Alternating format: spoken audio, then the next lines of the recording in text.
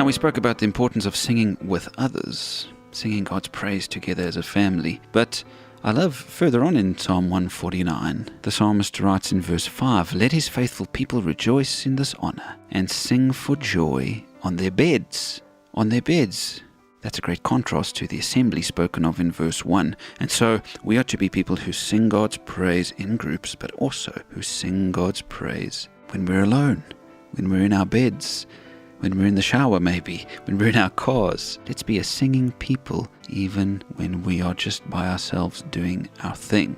Now, it really is a wonderful thing to be a worshipper every day of your life and not just on a Sunday. It's a wonderful thing to connect with God in song every day. Maybe as part of your quiet time every morning or evening, you want to incorporate a time of song where you put on a worship song, new or old, as we said earlier in the week, and let the words move your heart.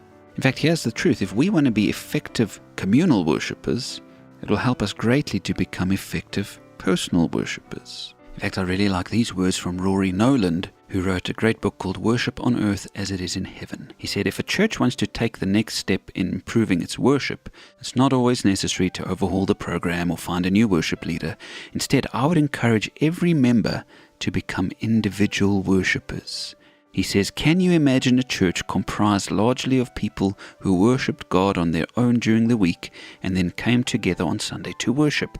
Their hearts would be so primed for worship, it wouldn't matter if the music was traditional, contemporary, or whatever. I think he's right. I think if we are people who are primed for worship because we've been worshiping all day, every day, then it'll be so easy to worship in the assembly. We are definitely called to be worshippers.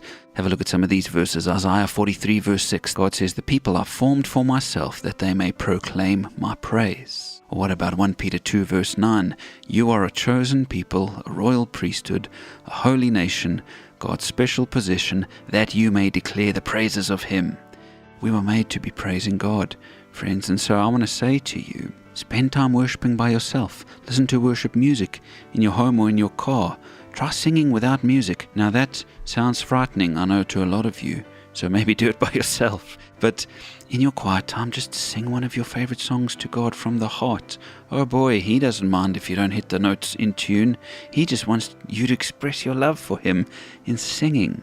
I pray that we'll be a singing people, not just in the assembly, not just in church, but that we'll be people whose hearts are always full of song and worship for God, and that we express it all day. That's who God created us to be.